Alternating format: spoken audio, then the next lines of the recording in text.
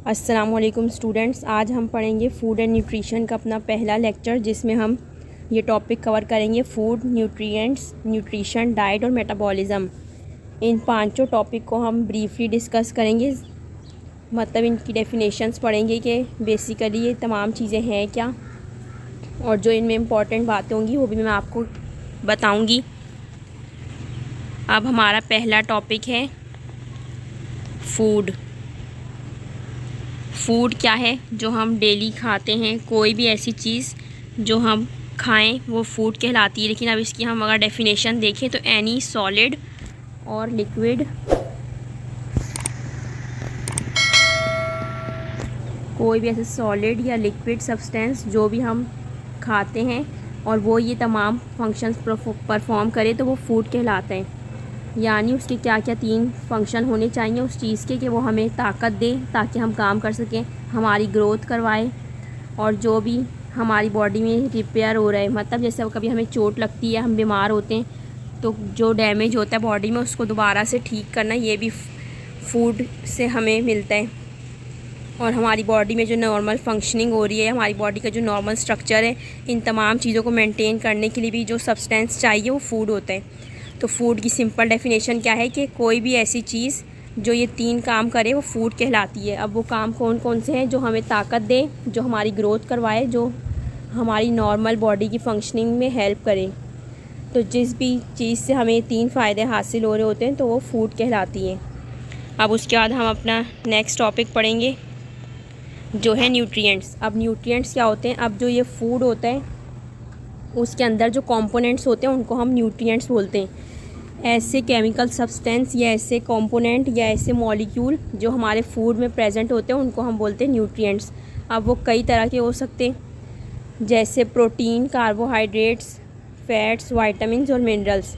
इन तमाम न्यूट्रिएंट्स को हम अपने अपकमिंग लेक्चर्स में डिस्कस करेंगे, इनकी क्लासिफिकेशन भी पढ़ेंगे। लेकिन अभी सिर्फ आपने इतना याद रखना है कि न्यूट्रिएंट्स क्या होते हैं।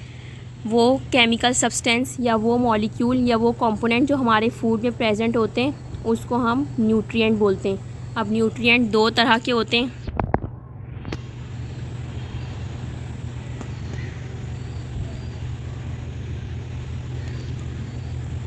या तो मैक्रो न्यूट्रिएंट होते हैं या माइक्रो न्यूट्रिएंट। मैक्रो का मतलब होता है बड़ा और माइक्रो मतलब छोटा। तो मैक्रो न्यूट्रिएंट्स कौन से होते हैं?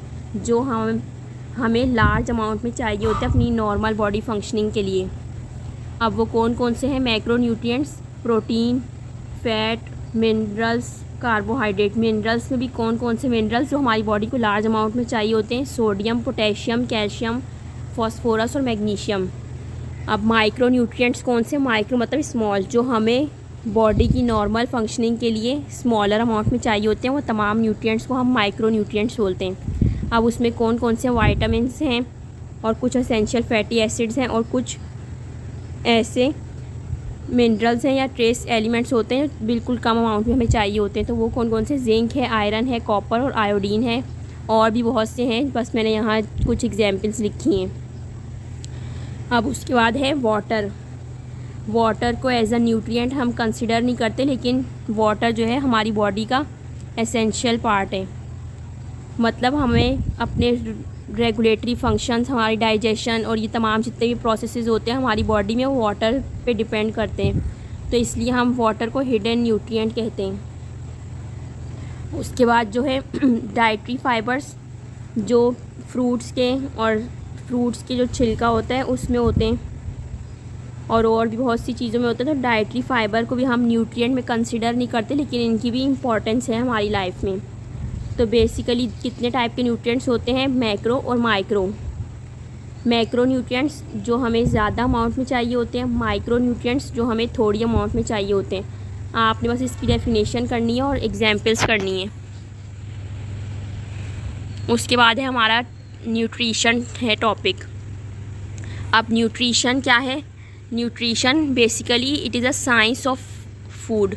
मतलब कि फ़ूड के साथ क्या क्या हो रहा है हमारी बॉडी में जाने के बाद, तो वो तमाम चीज़ें न्यूट्रिशन कहलाती हैं।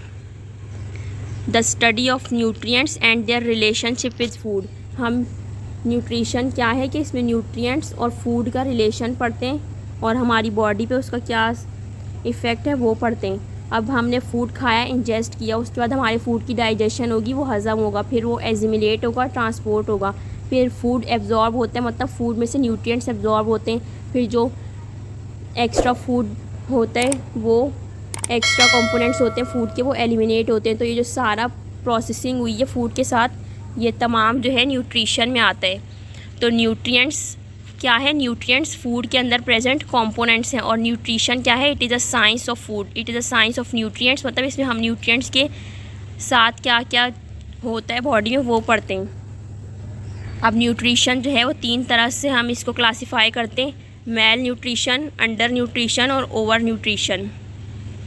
मेल न्यूट्रिशन का क्या मतलब होता है? डिस्टर्ब न्यूट्रिशन, मतलब कि या तो हम अपनी डाइट में बहुत ज़्यादा न्यूट्रिएंट्स ले रहे हैं या बहुत कम, कि बैलेंस्ड अमाउंट में नहीं ले रहे, अनबैलेंस्ड अमाउंट में हम जब भी न्यूट्रिएंट्स लेंगे तो उससे जो कंडीशन डेवलप होगी उसको हम बोलेंगे मेल न्यूट्रिशन। उसके बाद है अंडर। अंडर का मतलब आपको समझ आता है कि कम, यानी हम अपनी डाइट में न्यूट्रिएंट्स का इंटेक बहुत कम कर रहे हैं, या इनसफिशिएंट भी होता है कि नाकाबिल, यानी कि बहुत कम इंटेक है कि वो हमारी बॉडी के नॉर्मल फंक्शनिंग के लिए सफिशिएंट नहीं है।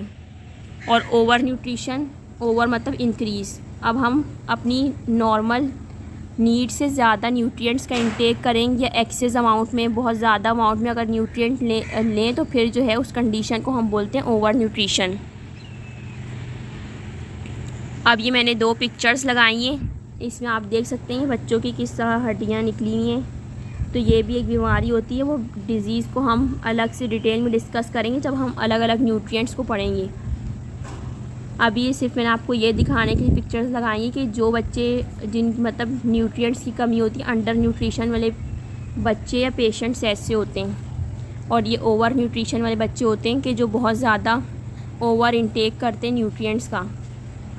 तो दोनों ही चीज़ें हमारे लिए नुकसानदेह होती हैं। हमेशा हमें बैलेंस्ड फूड खाना चाहिए, यानी कि उसके अंदर बैलेंस्ड अमाउंट के न्यूट्रिएंट्स होते हैं, तभी हम अपनी नॉर्मल हेल्दी लाइफ गुजार सकते हैं। अब हमारा है अगला टॉपिक डाइट। अब डाइट क्या होती है?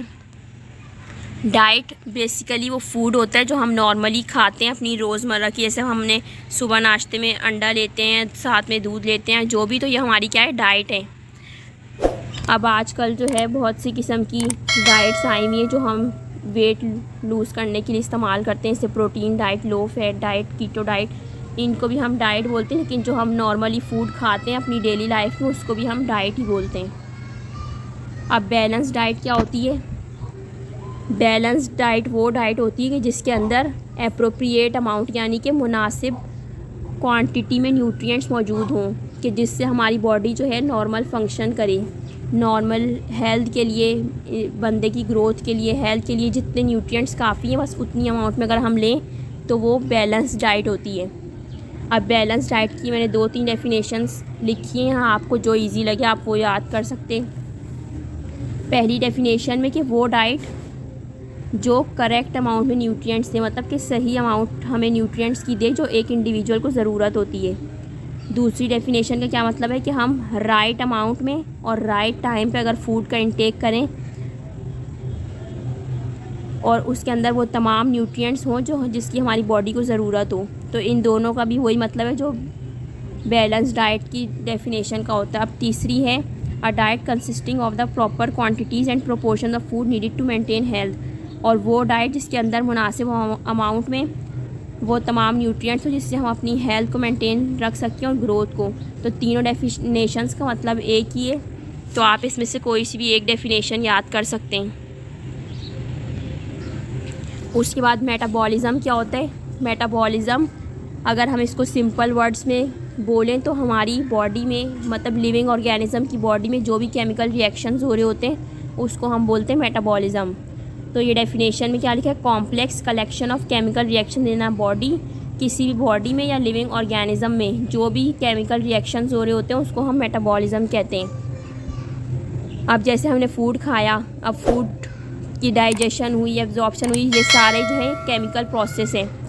तो ये जितने भी केमिकल प्रोसेस होते हैं इनका मेन एम क्या होता है? हमारी बॉडी को एनर्जी प्रोवाइड करना। तो ये क्या है, एक तरह से मेटाबॉलिज़्म है कि उन्होंने पहले हमने फूड खाया, उसके साथ केमिकल रिएक्शंस हुए और वो कन्वर्ट हुआ एनर्जी में। तो ये भी एक मेटाबॉलिज़्म है। आज हमने ये जो टॉपिक्स डिस्कस किए इनके अंदर बस आपने डेफिनेशंस और एग्जाम्पल्स को याद करना है अच्छे से। उसके बाद जो है हम अब अलग अलग एक एक न्यूट्रिएंट को डिस्कस करेंगे अपने नेक्स्ट लेक्चर में। अगर आपको इसमें कोई बात समझ ना आई हो तो आप कमेंट बॉक्स में पूछ सकते हैं। आज के लिए इतना ही। अल्लाह हाफिज़।